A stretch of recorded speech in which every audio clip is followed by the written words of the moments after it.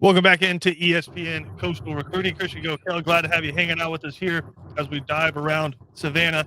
Just getting you caught up with some of the best players you are going to see on the field as we head into the 2022 season. Next guest, a guy who, interesting story, right? Switching positions, technically, right? Played some strong safety last year, played some tight end last year, played all over the field for the defending state champion Benedictine Cadets.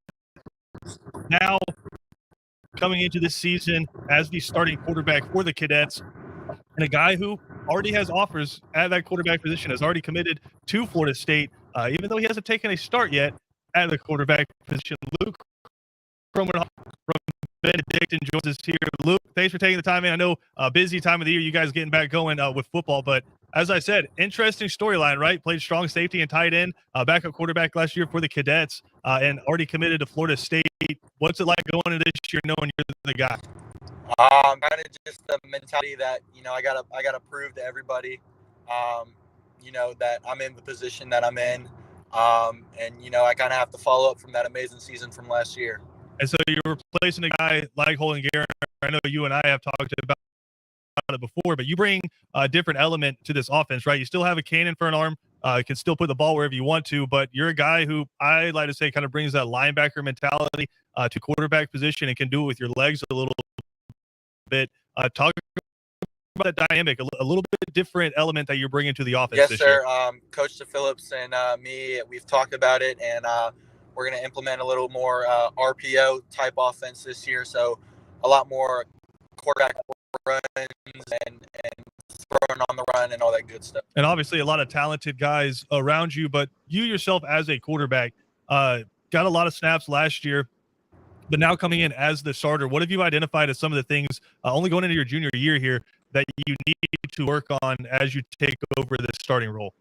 I would say the biggest thing is experience. It's going to take some time getting used to, being able to read the defenses quickly and make sure everybody's lined up where they're supposed to be. But that will come with practice, so I think it'll be a pretty easy. And Javante, you played quarterback in Savannah back in the day.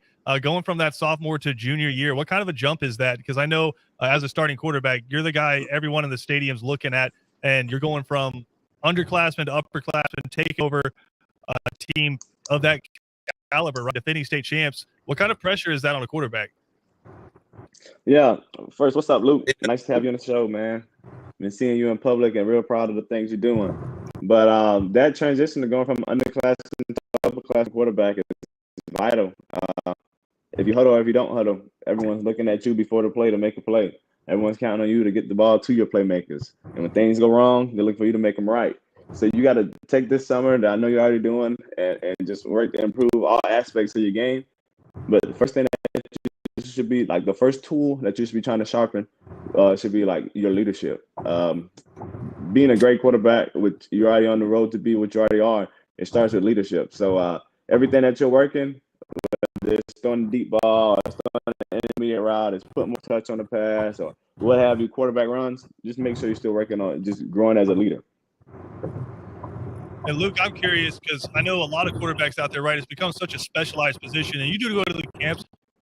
You play 7-on-7, right? But when it comes to most quarterbacks out there, the guys that are getting the offers that you're getting, it's guys who in 6th grade were playing quarterback, right? And their parents were sending them to quarterback camps, 7th grade, 8th grade, 9th grade. You're a quarterback. You're a guy who played strong safety last year, right? You're running alleys and tackling running backs and having to take on pulling guards and just getting people's faces. And a lot of times in a running offense with BC, you're just out there having to eat dudes up, blocking as a tight end. Do you think that gives you an advantage or just a different kind of perspective that you're coming from a different position to take over the quarterback spot? Right. Well, I mean, I'm more of a team player. So last year I didn't really care about quarterback snaps and getting film for myself and all that good stuff. I knew that was going to come when we'd start, waxing people and all that good stuff. But I was more about being a team player, doing whatever we can to get to that state championship and win it. Now, I've spoken to a few guys about this, but you are in one of the more interesting eras ever when it comes to recruiting. right, with NIL and the transfer portal and everything that's happening in college football. Who are some people right now that you're just kind of relying on, I guess, as counsel, right, as you're navigating this? Because you're committed to Florida State right now, but recruiting never stops. There's you counting on as just that counsel to get you and help you navigate through this process. It's a couple of people. Of course, my parents, they're always there helping me. But Coach Houston has been a huge part of it. Linebacker coach DC, as well as Coach Braden, Coach DePhillips. They've all guided me and helped me with all that. And Coach Houston has been super big. I'm not trying to use the buzzword that everybody's using and ask the question. I'm just genuinely curious. What are the conversations like that you have with coaches surrounding NIL? To be honest with you, I'm not really focused on NIL right now. Georgia, if I were to take an NIL deal, I'd be ineligible for high school. So we really can't, they're still forming a plan, but it's not like a big topic right now. I got you. And so what was it? I know we've talked about this before, but just for maybe the people who are listening to it for the first time, what was it that made you want to commit to Mike Norvell and Florida State so early on in your tenure there as a high school quarterback?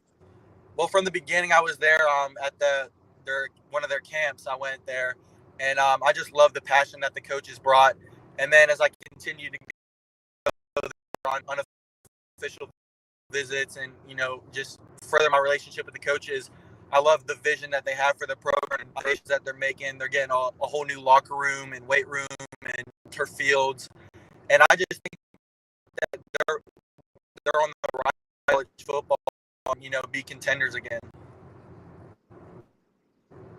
And look, we mentioned it. You're replacing maybe the best quarterback to ever come through Savannah, right? And Holden Garner, a guy who's at Auburn now, set all kinds of records last year through for an ungodly amount of yards in the playoffs last year. You guys won the state championship, but it seems like the quarterback position in Savannah is just kind of exploding right now, right? You see a Jake Merklinger over at Calvary Dave, who's getting all the offers in the world, right? And kind of skyrocketing right now. I'm not trying to toot our own horn, but I kind of feel like it might have started with the dude who's sitting at the bottom right here. What do you know about old Sauce here on the bottom in his quarterback days at Jenkins? Not too much, honestly. I know about him at Citadel, getting the honor of wearing that number 0, which is pretty awesome. So, but that's about it. I don't really know much about. Yeah, man, it's not much to know, man. I was just on the team with a bunch of really good people. Hand the ball off and we get a first down from my running back, I could throw it up with my eyes closed and they'll probably get caught by Tyron Scott. And then the guys in front of me that blocked, they did everything and bust their butts for us to make sure that we were able to get a playoff. So it's not much to know, trust me. Javante, I just think you're old, man. They don't even know about your high school days anymore. Yeah, I'm getting old, man. Well, Javante, let me ask you this while we still got Luke here, and then Luke will let you go because I know you're busy. But I mentioned that, right? The quarterback position in Savannah has kind of exploded, and you're intrinsically involved in that community. Can you put a finger on it, or is it something that's kind of developed over the past few years? I think when I was coming up in high school, quarterback trainers were like thin, like there weren't many of them, but now there's like an abundance of them. And there's a good one down here in Savannah that I went to and I would still go to if I was still playing quarterback right now. The quarterback keeper ran by AJ Gilford, was also a former Jenkins quarterback.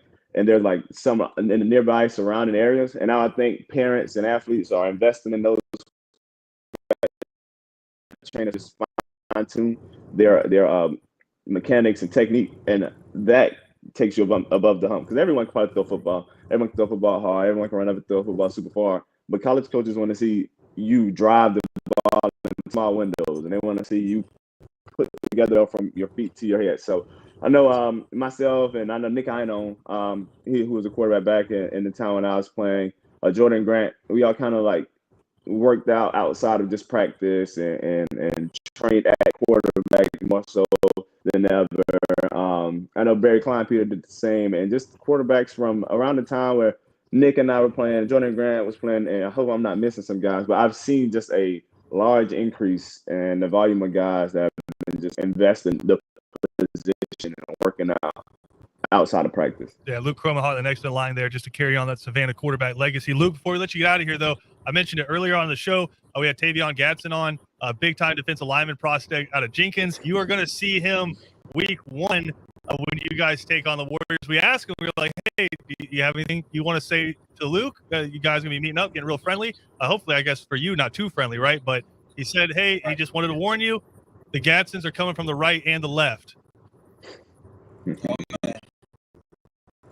Well, we'll be ready. There you go. That's going to be coming up first week of the season. The Warriors taking on the Cadets coming up on August 19th. Luke, we appreciate the time, man. Good luck. Stay healthy as you guys get ready for the season. Can't wait to watch what you guys do as you try to hold on to that crown. Again, Luke Kromenhoek, class of 2024, hopping on with us here, committed to Florida State. We got more to come. This is ESPN Coastal Recruiting. We'll be back after this.